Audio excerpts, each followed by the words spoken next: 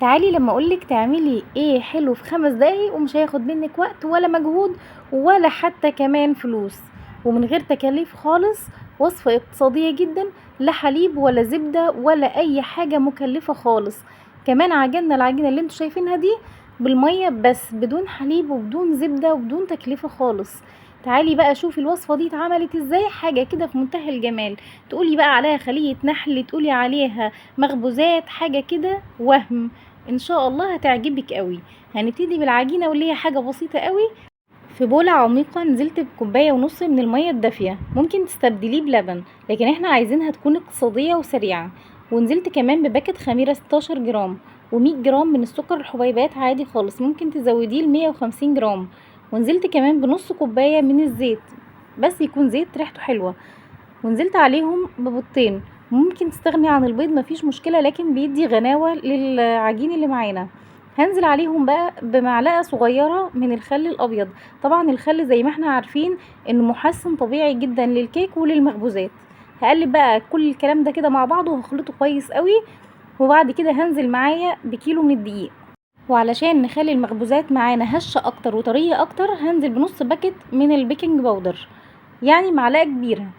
وكمان هنزل عليهم بنص معلقه صغيره من الملح. هقلب بقى كل الكلام ده كده بالمعلقه بس لحد لما يختفي الدقيق بتاعي. هبتدي انزله زي ما انتوا اتعودتوا معانا دايما، اني بحب اعجن على الرخامه علشان العجين بتاعي يطلع مظبوط، وكمان اخد راحتي في العجن. شايفين ما شاء الله العجينه اتلمت معايا وما خدتش وقت خالص. شايفين انا عايزاها بتكون بتلزق حاجه بسيطه خالص كده وتكون ناعمه زي ما انتوا شايفين كده. انا ما استخدمتش العجان عشان تشوفوا كل خطوات العجينه. هبتدي بقى احط شويه زيت صغيرين، مسحه من الزيت كده في نفس البوله اللي عجننا فيها، وكمان هدهن شويه زيت بسيطه برضو من على الوش علشان لما اقفله بالبلاستيك ما يلزقش في البلاستيك راب. هبتدي بقى اقفل كده بالبلاستيك راب اللي معانا، وهسيب العجينه دي تختمر كده حوالي نص ساعه. في الحر اللي احنا فيه ده هتختمر في نص ساعه او في تلت ساعه بس مش اكتر من كده. في الوقت ده بقى هسيب العجينه تخمر، وفي الوقت ده هحضر السكر بتاعي اللي هنغلف بيه. زي ما انتم شايفين كده نص كوبايه من السكر، سكر حبيبات عادي خالص، ومعلقه كبيره من القرفه. بس كده هقلبهم كويس قوي. ولو مش عايزه تستخدمي قرفه بلاش، خليه سكر بس وهيبقى حلو جدا. هبتدي بقى دلوقتي اجهز الصينيه بتاعتي. انا بطنت الصينيه كده بحته من السمنه، حته صغيره كده من السمنه، وكمان بطنتها بالدقيق. العجينه بتاعتنا بقى جاهزه، شايفين قد ايه ناعمه وجميله، وكمان العرق بتاعها مشدود وحلو. وزي ما انتم شايفين بجد حاجه مثاليه. هبتدي بقى اقطع كده العجين اللي معانا لكرات صغيره زي ما انت شايفه كده. صغري الكوره على قد ما تقدري علشان تطلع في الاخر شكلها حلو. وهبتدي بقى اكورها، حاجه بسيطه اهي مش متعبه ولا اي حاجه. هبتدي اكورها كده زي ما انتم شايفين، تكون كوره بسيطه صغيره يعني بحجم الليمونه الصغيره زي ما انتم شايفين كده. وهبتدي انزلها في السكر والقرفه اللي احنا عملناهم مع بعض كده بالطريقه دي، وهرصهم بقى جنب بعض، وهعمل كل الكميه بنفس الطريقه دي. انا كده جهزت الكميه بتاعتي كلها. هبتدي اغطيها كمان تلت ساعه. انا مش سايباها تخمر، انا سايباها ترتاح، لكن في الحر اللي احنا فيه ده هتخمر في ثواني، مش عايزه اقولك قد ايه، في اقل من تلت ساعه تكون خمرانه.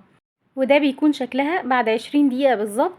شايفين ما شاء الله حلوة جدا. هبتدي اسخن الفرن بتاعي على درجة حرارة 200 على اعلى درجة حرارة، وهدخلها الفرن حوالي 20 دقيقة كمان. يعني الموضوع كله ما اخدش مننا ساعة ونص تقريبا. بس كده بعد 20 دقيقة بالظبط بتطلع بالشكل ده، حاجة في منتهى الجمال. والله مش عايزة اقولك قد ايه جميلة جدا. على طول بعد لما تطلع من الفرن هغطيها كده بكيس من اكياس التلاجة، وكمان هحط عليها فوطة علشان تحبس الحرارة فيها وكمان تطرى. بس هسيبها 5 دقايق. وبعد 5 دقايق بقى او 10 دقايق كده، شايفين شكلها عامل ازاي؟ بجد مش هتكلم، هي الصورة بتتكلم. حلوة جدا، سواها مظبوط، اقتصادية جدا، مفيش مكونات كتير، ما اخدتش معانا وقت كتير. بجد حاجة خرافية. عايزه اقولك قد ايه هشه. شايفين هشه قد ايه، مش متحمله بجد ان انا اضغط عليها. هشه وخفيفه جدا. في الوقت ده لو حابين تحطوا عليها بقى اي صوص من على الوش، ممكن تحطوا اي صوص انتوا حابينه. انا هنا سيحت الشوكولاته بس بقطعه صغيره من الزبده ونزلتها على وشها، مش اكتر من كده. عايزين تحطوا بقى حليب مكثف، عايزين تحطوا مثلا مربى مشمش، او ممكن تلمعيها بحاجه بسيطه خالص من العسل الابيض، مش هتقولك لا. بصراحة هي جميلة جدا وقابلة لأي صوص ممكن تحطيه على وشها. تعالوا بقى لما نفتحها كده ونشوف الكلام على ايه. شايفين ما شاء الله حاجة فوق الخيال. مش عايزة اقولك قد ايه زي السحابة، هشة جدا، ولو قعدتي اكلتي منها كتير مش هتحسي من كتر ما هي خفيفة. شايفين عاملة ازاي؟ ما شاء الله جميلة جدا. لو وصلت لحد هنا بقى ما تنسيش اللايك والشير، انزلي تحت بقى على اللايك واعملي لايك حلو كده وكومنت حلو علشان نقدر نكمل مع بعض. شايفين بقى عاملة ازاي؟